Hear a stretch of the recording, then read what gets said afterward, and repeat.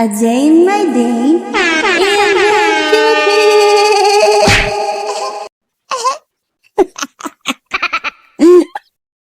Hello mga bes!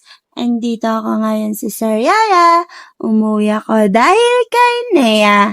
Graduate na kasi si Nea sa kanyang turok. At dahil last day na ni Nea sa kanyang turok at hindi kami nag-overlaps, ay shinave ko nga pala ang paa niya para hindi siya nadudulas sa kanyang balahibo. Para sa nagtatanong, nung anong gamit kong shave ay ililink ko na lang sa ibaba at paki-comment kung anong lahi ng fur baby nyo na meron kayo. Kanina pala, pagpunta namin sa bayan ay nagulat ako kay Nea. Tinatawalan niya kasi yung nasa unahan ng jeep. Katabi ng driver na babae at lalaki na may hawak na baby. O baka yung driver ang tinatahulan niya.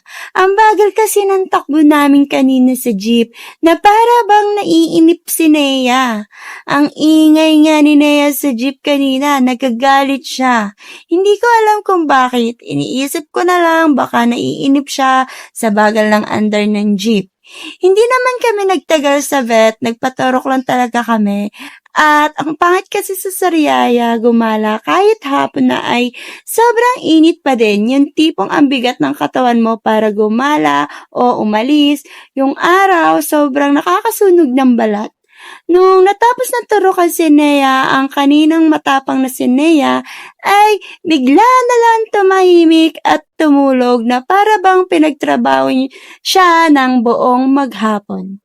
Isang linggo tuloy siyang hindi pwedeng maligo at sabi ng vet ay mamamaga daw yung turok sa kanya.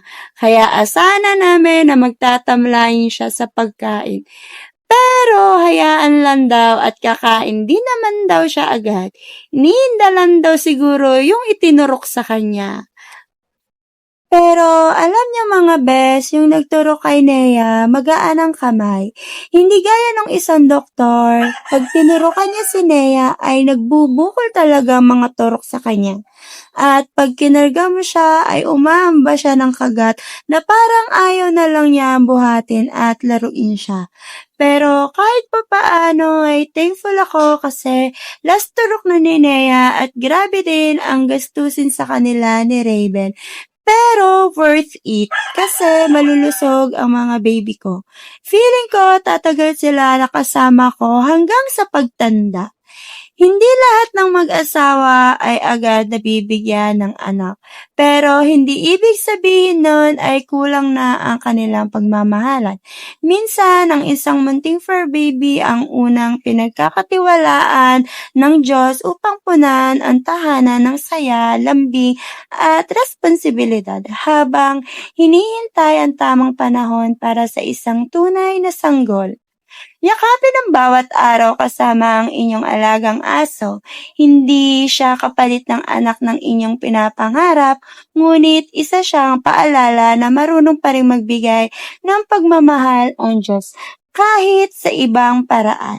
Huwag mawala ng pag-asa, ang bawat panalangin ay may tamang oras ng pagtugon. At kapag dumating ang araw na hawak niyo na ang sarili ninyong anak, mas lalo ninyong mauunawaan kung bakit kinakailangan mo nang dumaan sa paghihintay. Hanggat wala pa, mahalin ang inyong fur baby ng buong puso. Patuloy na mangarap at maniwala ang magagandang biyaya ay dumadating sa tamang panahon. Isang simpleng paalala, ang paghihintay ay hindi parusa. Minsan, ito ang paraan ng buhay upang ihanda tayo sa pinakamagandang regalong darating. Kaya kung nagustuhan nyo ang video na to, huwag kalimutan i-like, share, at comment. Dito kayo mag-comment sa ilalim, please, for any suggestion sa video na to para ma-notify ako kung saan na nakakarating ang video ko na to. Kaya maraming salamat sa inyong panunood. Mga best, mag-ingat tayong lahat. Bye!